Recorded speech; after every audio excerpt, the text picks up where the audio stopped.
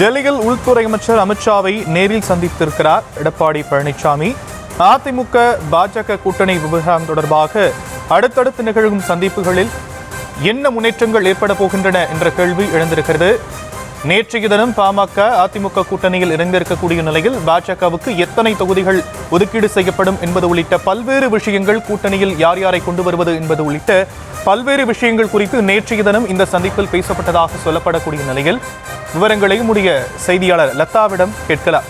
லதா, விவரங்கள். ஷாம், வணக்கம். நேற்று பிற்பகல் டெல்லி புறப்பட்ட எடப்பாடி பழனிசாமி டெல்லியில் வைத்து மத்திய உள்துறை அமைச்சர் அமித்ஷா அவர்களை இரவு 9 மணி அளவில் சந்தித்து பேசியிருக்கிறார். சுமார் 1 மணி நேரம் இந்த சந்திப்பு நடைபெற்று இருக்கிறது. இதில் இவர்கள் பேசிய பிரதான விஷயம் என்பது தொகுதி பங்கீடு விஷயம்தான்.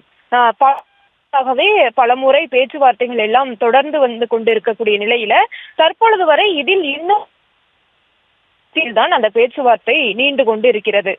உதாரணமாக பார்த்தோம் அப்படின்னா, கடந்த சில வாரங்களுக்கு முன்பு கூட டெல்லிக்கு நயினார் நாகேந்திரன் சென்று பேசியிருந்தார். அதே போல SP வேலுமணி உள்ளிட்ட முன்னாள் அமைச்சர்களும் நேரில் சென்று மூத்த தலைவர்களை, பாஜக தேசிய தலைவர்களை சந்தித்து பேசியிருந்தார்கள். அதற்கு பிறகாக தமிழகத்திற்கு வந்த பாஜக தேர்தல் பொறுப்பாளர் பியூஷ் கோயலும் கூட EPS-ஐ சந்தித்து இந்த தொகுதி பங்கீடு விஷயமாக பேசியிருந்தார். அதன் தொடர்ச்சியாக அமித்ஷா அவர்களினுடைய வருகையின் போது கூட EPS அமித்ஷாவை சந்தித்து இந்த விவகாரம் தொடர்பாக பேசுவார் என்று எதிர்பார்க்கப்பட்டிருந்தது. ஆனால் அவர் EPS சந்திக்கவில்லை என்றாலும் கூட 2 நாளாக SP வேலுமணி சந்தித்து 2 நாட்களாக பேச்சுவார்த்தையில் வந்து ஈடுபட்டிருந்தார். பல நாளாக பேச்சுவார்த்தைகள் தொடர்ந்து நீண்டு கொண்டே வருவதை பார்க்க முடிகிறது. இதில் என்ன விஷயம், எதனால் இது நீண்டு கொண்டே போகிறது என்று விஷயம் நாம் வந்து விசாரித்து பார்க்கும் பொழுது, பாஜக கூடுதல் தொகுதிகளை கேட்பதாகவும் அதற்கு EPS ஒப்புக்கொள்ள மறுப்பதாகவும், EPS அந்த விவகாரத்தில் அவர் இறங்கி வர மறுப்பதாகவும் தகவலாக நமக்கு கிடைத்திருக்கிறது. ஏனென்றால் பாஜகவை பொறுத்த வரைக்கும் கடந்த முறை 20 தொகுதிகளில் போட்டியிட்ட நிலையில தற்பொழுது கூடுதலாக தொகுதிகள் 10 தொகுதிகள் வரை, 5லிருந்து 10 தொகுதிகள் வரை கூடுதலாக கேட்டதாகவும் அதற்கு மறுப்பு தெரிவிப்பதாகவும் தகவல்கள் வந்து கிடைத்திருக்கிறது. ஏற்கனவே பாஜகவை பொறுத்த வரைக்கும் எந்தெந்த தொகுதிகளில் நாங்கள் வலுவாக இருக்கிறோம், இந்த தொகுதிகளில் போட்டியிட்டால் வெற்றி வாய்ப்பு எப்படி இருக்குது என்ற ஒரு பட்டியலை, ஒரு 50 தொகுதிகள் அடங்கிய ஒரு பட்டியலை ஏற்கனவே தயாரித்து வைத்திருக்கிறார்கள். எனவே அதிலிருந்து எங்களுக்கு இத்தனை தொகுதிகள் வேண்டும் என்ற ஒரு நிலைப்பாட்டில் பாஜக இருந்து வருகிறது.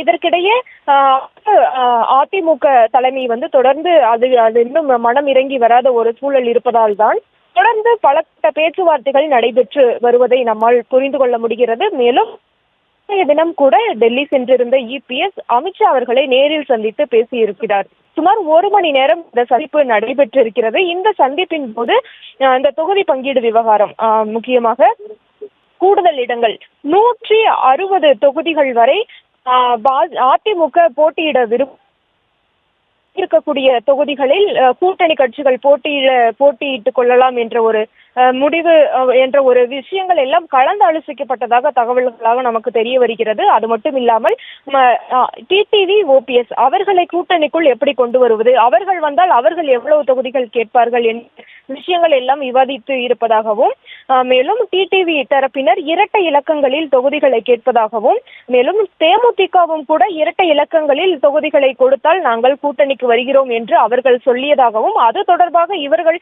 பேசியதாகவும் தகவல்களாக நமக்கு வந்து கொண்டிருக்கிறது. மேலும் விஜய் விவகாரம் தொடர்பாகவும், விஜய் வந்து தனித்து நிற்கிறார் என்றார். அவர் தனித்து நிற்கும் போது அதிமுக பாஜக கூட்டணிக்கு என்ன மாதிரியான சாதக பாதகங்கள் இருக்கும், அல்லது அவர் கூட்டணிக்கு வருகிறாரா, அவரினுடைய செயல்பாடுகள் எல்லாம் எப்படி இருக்கிறது என்று விஜயினுடைய அரசியல் செயல்பாடுகள் தொடர்பாக இப்படி பல்வேறு தமிழக அரசியலை ஒட்டி பல்வேறு விஷயங்களை பேசியிருக்கிறார்கள். இருப்பினும் பிரதானமாக இவர்களினுடைய பேச்சுவார்த்தை என்பது தொகுதி பங்கீடு விவகாரம் தான்.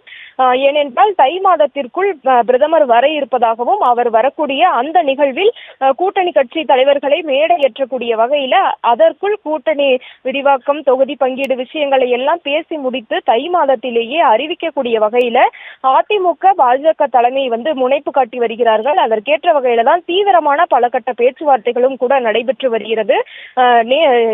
சமீபத்தில் அமித்ஷா அவர்கள் வருகை தந்து சென்ற பிறகு பாமகவும் கூட்டணிக்குள் இணைந்திருக்கிறார்கள். பாமக இணைந்து செய்தியாளர் சந்திப்பு நடத்திய கையோடு இபிஎஸும் டெல்லி சென்று இருக்கிறார். தொடர்ந்து பல கட்ட தீவிர நகர்வுகள் எல்லாம் இந்த தேர்தலை ஒட்டி நடந்து கொண்டிருக்கிறது. எனவே விரைவில் இந்த விஷயங்கள் எல்லாம் பேசி முடிக்கப்பட்டு தொகுதி பங்கீடு விவகாரமாக இருக்கட்டும், இபிஎஸ் டிடிவி விவகாரமாக இருக்கட்டும், தேமுதிக உள்ளிட்ட விஷயங்களாக இருக்கட்டும், இந்த விவகாரங்கள் எல்லாம் விரைவில் பேசி முடிக்கப்பட்டு ஒரு சுமூக முடிவு எடுக்கப்பட்டு தை மாதத்திற்குள் இந்த அறிவிப்பானது வெளியாகும் என்ற ஒரு எதிர்பார்ப்பு இருந்து வருகிறது.